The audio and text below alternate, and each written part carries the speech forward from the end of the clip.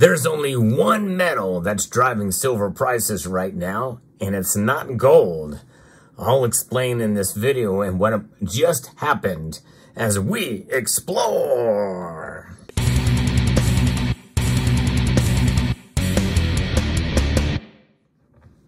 It has been an exciting ride for silver as its prices are about up 18 to 20% this year so far. As I record this video, there is somewhat of a pullback.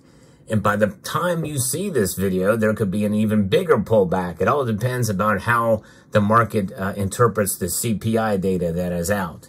However, what just happened as I record this video is there was a record broken in yet another metal that I think is driving silver prices. In fact, I've talked about it recently in a previous video or two.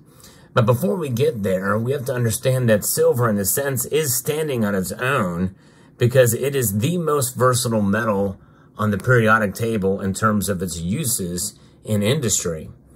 Like it or not, as many of us feel that silver is a monetary metal. In fact, you can see different representations of silver, and it comes in its physical form as just as many forms as you see here as it uses that they provide. In fact, I'm going to tell you about what silver represents. Silver represents money. In fact, this is the best example of silver as money that we have nowadays. Even though it doesn't circulate, this is a silver eagle that has a denomination on it. It is the most popular bullion coin on the planet by far. And there's other versions of silver too that used to circulate as money. That's constitutional silver. And so one time you did see it circulate as money. Here's another example. This is the second most popular bullion coin on the planet. And then you have silver in the form of straight up bullion, like this bar. And then there's silver rounds in various different forms and silver bars, all physical investment forms. And then you have stuff like this, which is just for fun, and that you can see that provide another avenue that silver can be utilized in various different forms in physical nature, even among stackers out there. This bar represents industrial silver. It's not marked. It's a self-poured bar. And this is an example of silver that is used in pretty much every other aspect. The silver that you don't see on the surface because it is utilized in so many different avenues. The silver market, though, in spite of its variety of uses, is by far the smallest of the markets out there when you think about mining and the silver market in general. But just because it's tiny, it's a tiny market, does not mean that its price and its and what drives the price cannot be is going to be tiny either. There's drastic moves in the silver price, as we have seen and noticed over the years, dramatic moves, and most of those dramatic moves have prevented it from moving up in a dramatic flare. However, what we're seeing now is a fairly slow and steady ride to $28 and beyond. But again, I don't know by the time you see this video if silver is going to hold on to that $28. I have a sneaky feeling it might not, but I don't think it's going to stay down below that for long because of what I'm about to share with you. Another metal has broken its all-time high, and I'm not talking about gold. Gold is near there. I'm talking about this metal right here. Copper.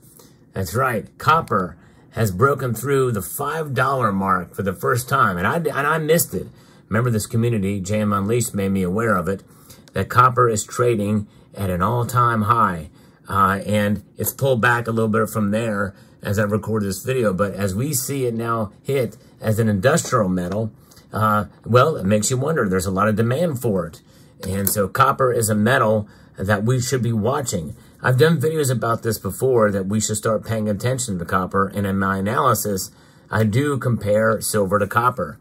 Silver as an industrial metal is, I think, is probably, in a sense, more tied to copper than it is gold, which I think is one of the reasons why we see the ratio between gold and silver so high these days. And so when you think about copper, you know, I think it's a good idea to think about what silver is going to do as an industrial metal, because silver is a metal that has proven itself time and time again to preserve your wealth. But what about copper? Well, I don't suggest that you should stack copper like I'm doing right now. I bought these pieces mainly for fun, but the premiums are insane on copper. And even if the prices were to double from where they're at now, at near $5 an ounce, or $5 a pound rather, $5 a pound, well, it's going to be a long time before I get any of my money back on what I purchased these pieces for, which is about $1 a piece. Now, good luck finding a copper round for under $2. It's just the premiums are way too high for them.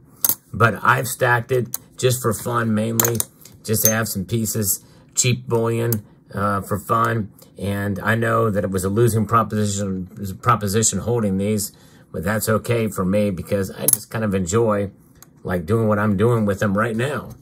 And that's the beauty of copper. It is a beautiful metal, no question about it, but it is a metal that certainly has perplexed us for a while. And I think that that's not going to be stopping anytime soon. We could see copper pull back fairly dramatically, but the fact that it just recently reached an all-time high as an industrial metal, I think says a lot. And I think it tells us that we need to be on the lookout. We need to be on the lookout for what it could do down the road here. And that could mean that the price could go up and silver will follow. And likely, as it has for a while, silver's price is kind of dependent on a lot of different factors. But I think copper is one thing that I've been watching closely, and I've seen it move at least near in the same direction that copper has. I don't know if there's many charts that show the copper to silver ratio, but I really do think there should be one of those as well, because silver, over 50 to 60% of silver is used for industrial applications. And that also includes photovoltaics, electric vehicles and the like. And if silver is being used for that, well, you know, copper is being used a whole lot more for that. Copper in electric vehicles, for instance, for the amount of copper that's used, or for the amount of silver that's used in electric vehicles, there is a whole lot more copper being used in those applications. Copper is a great conductor of electricity. Silver is a little better at it. They both kind of corrode, or not corrode, but they can tarnish. And that is one of the drawbacks to it, which is why gold is so often used in other applications where tarnishing is something that could affect performance to such a great scale. But it's been a wild ride to watch copper prices move up, and I missed it when it reached its all-time high, and it touched $5 a pound recently. Pretty amazing indeed. There are a lot of different ways to track price and ways to measure the price performance of a commodity or a stock or a bond and that type of thing. And not a lot of people talk about how copper can have an influence. And we usually talk about the psychology of the markets and the day-to-day movement in prices, and that is true. But I think it's just one other metric that I think needs to be thought about and utilized, which is why I've been talking about it more lately. And I think now, after hearing that it has reached an all-time high of $5 a pound, well, I think I'm going to pay a little bit more attention to copper, and I think that you should too. And am I suggesting that you stack copper? No, not by any stretch. But I do think we should look at the metal in comparison to silver to get an idea of what's driving and moving the price. And, you know, who knows where copper is going to be tomorrow, but I think it could be a sign of a commodity boom. And a commodity boom, I think, is going to have a greater effect, I think, on silver than gold. And that, and only that, is going to buoy up silver to narrow that ratio. And it could narrow the ratio to below 70 to 1. And I know that doesn't sound like a big jump, but considering it's been trading comfortably above 80 and 82 to 1, to see it go down to below 70 would be a very, very good sign for silver as a commodity. And but it's going to take a miracle, I think, at this point for it to get below 50 to 1. But I think copper could lead the way, and other metals as well, too. Silver will be involved in a commodity boom. No question about that, because it's going to ride the coattails of metals like zinc, lead, and the rare earths, and uranium, and the like. And I think that copper is going to be right there with it. All-time high, $5 a pound. Keep an eye on copper. Keep an eye on silver. Hold on to your silver. I still wouldn't buy copper unless you want to just have some pieces just for fun. But there you have it. So let me know what your thoughts are about copper's move and how it is kind of keeping silver up there above $28 an ounce or near $28 an ounce. I hope you found this video informative, insightful, and educational. Would like to extend a multitude of gratitude to each and every one of you for taking the time to watch, and to encourage you to please rate, share, comment, and subscribe.